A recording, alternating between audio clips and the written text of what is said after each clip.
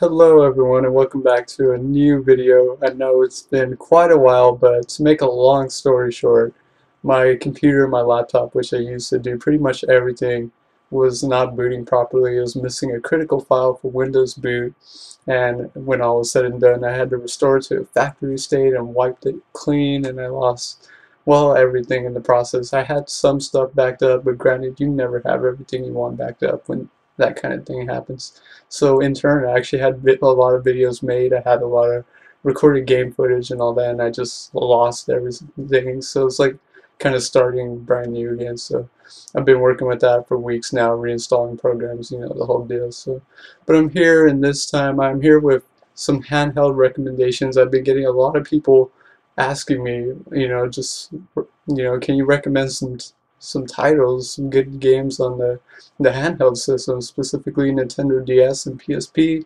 So without further ado, I'm going to try to cover a nice range of genres. So first, we got a really essential mini game collection for the DS. It's a personal favorite game of mine. It's so much fun, and that was Wario Wars Touch.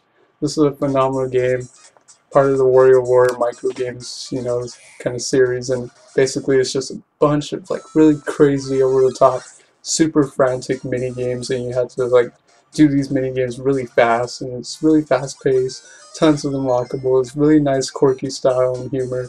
Just a lot of fun to be had here. If you like mini game collections, this is a really nice one to check out. Wario War Touch. And next is a game for all you tower defense fans out there. This is a really fun, really super cute tower defense game, and that is Ninja Town on the DS, made by South Peak Games. And just a phenomenal tower defense game. It's a simplistic tower defense game, but what it does well, it executes it very well. It's got a really nice cutesy style. Just really cute, just adorable little characters. And like a typical tower defense game, you have everything like your different classes, from like long range to melee to like tank characters, and you can set up like a grid system specifically where you want your units to go. So it's really strategic, and just like standard tower defense games. If you like tower defense games, it's a really fun one. It's actually got a cute little story going for it too, so definitely check out Ninja Town. And next we have some music rhythm games on the DS. The first one's a really fun one made by Nintendo, and that is Elite Beat Agents on the DS.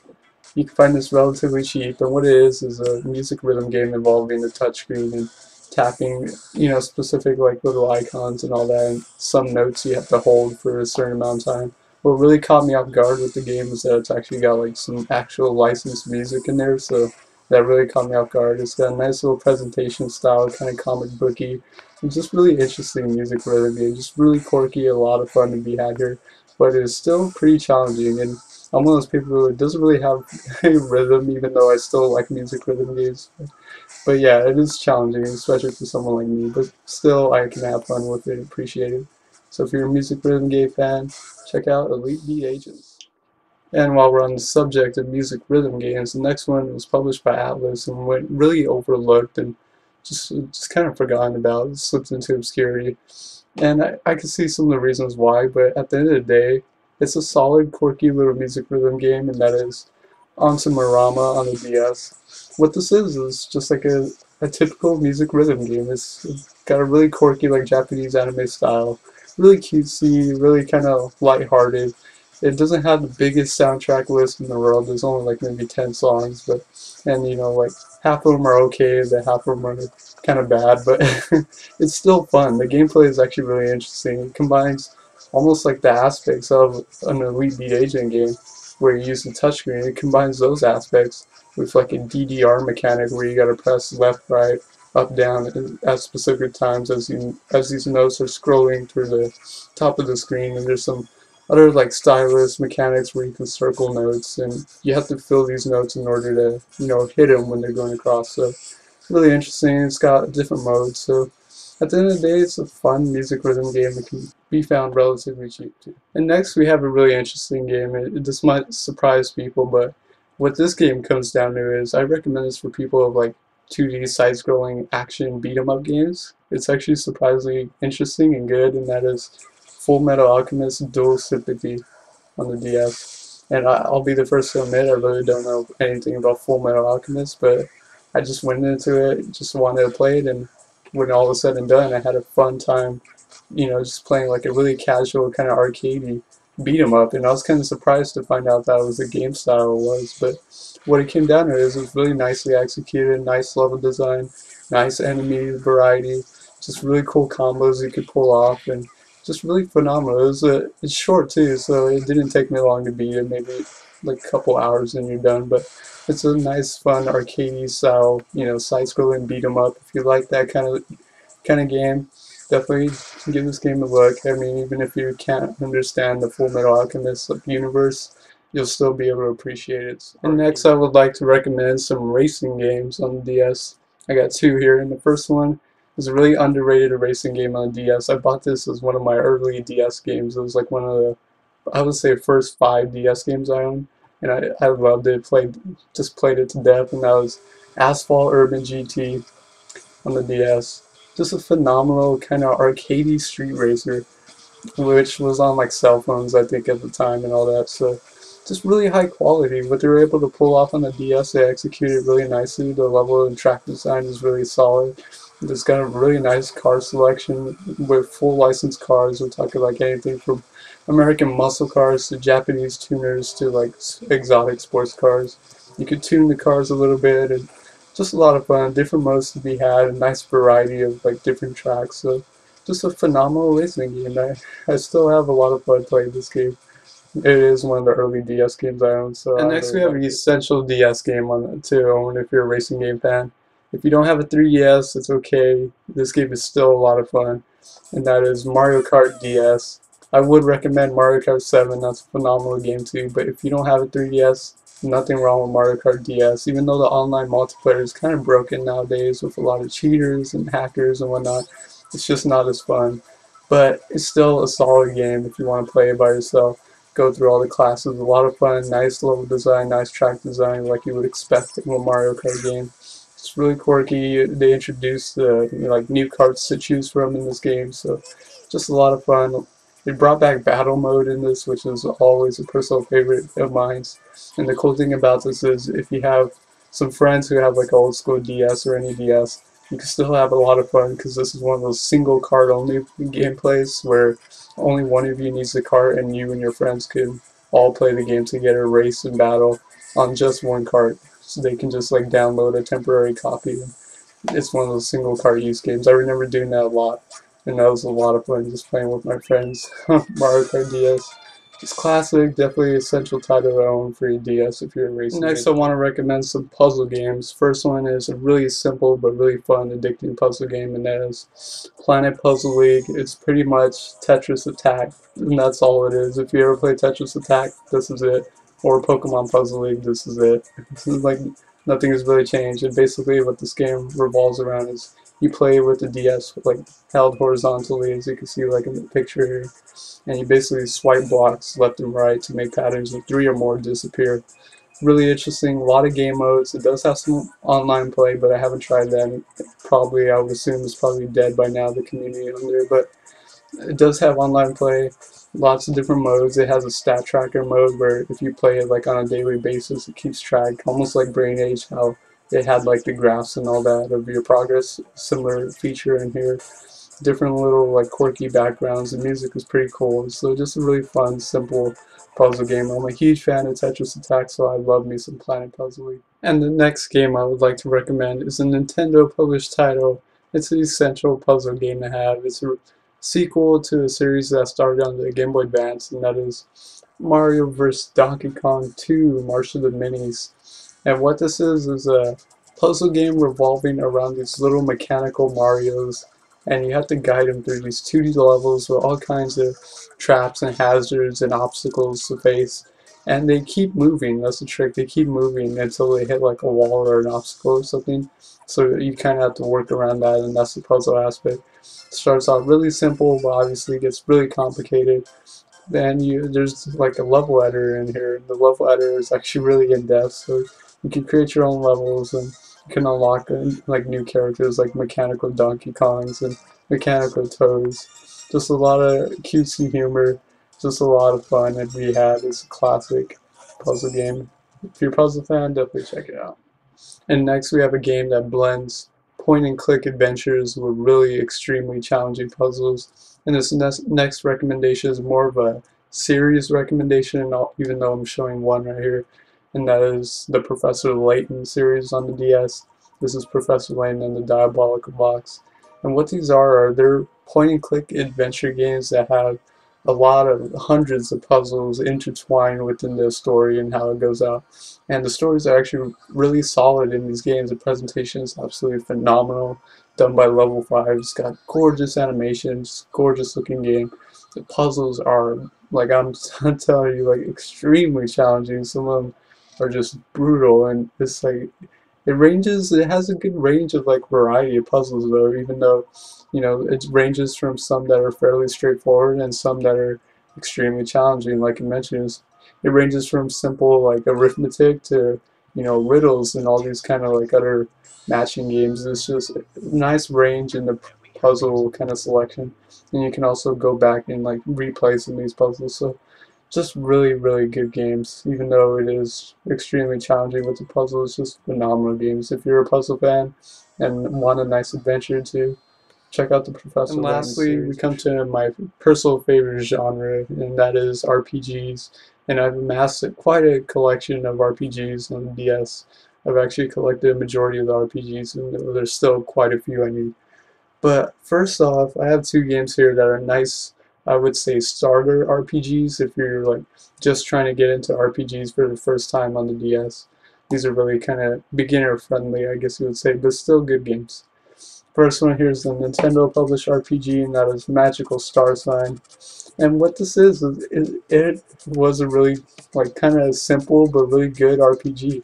It's a simple, straightforward turn-based RPG.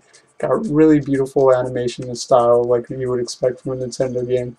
Got some really nice musical scores, just really quality presentation, an interesting little story, and it's got some interesting little mechanics with like the planet formations and how they orbit. But it's straightforward. It's like turn-based, like kind of old school, like Super Nintendo days RPG. Just a lot of fun. I really enjoyed myself. Not the longest game in the world, but it's still very enjoyable and very beginner friendly if you want a nice RPG to jump into on the DS. Check out Magical Star Sign, and I believe you can find it relatively cheap nowadays. And next is a masterful, masterful game, even though it is super simplistic. I still really enjoy it, and I regard it as probably up there.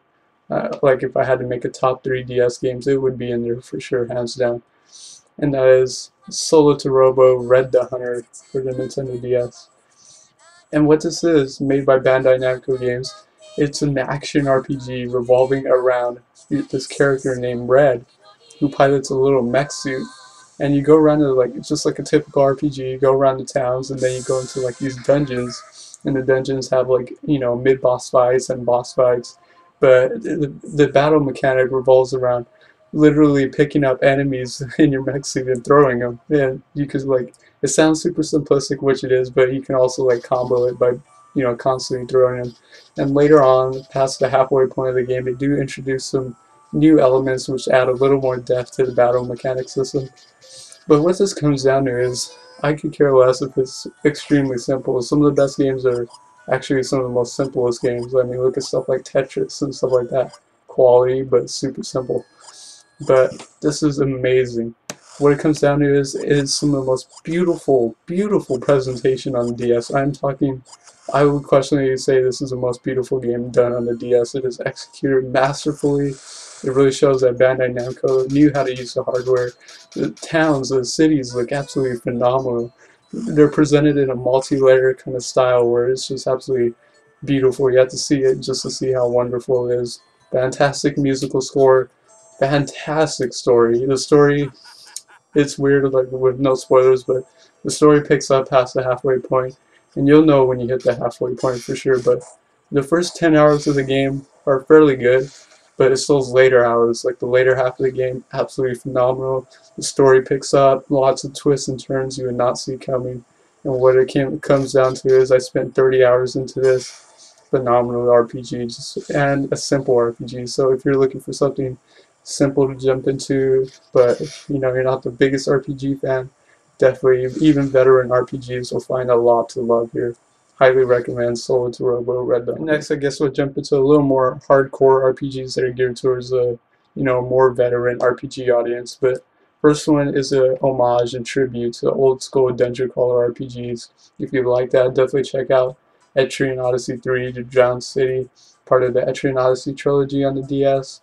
These are phenomenal games made by Atlas, and they're just really old school 3D dungeon crawlers where you're going down these like mazes in first person and you fight these enemies in first person.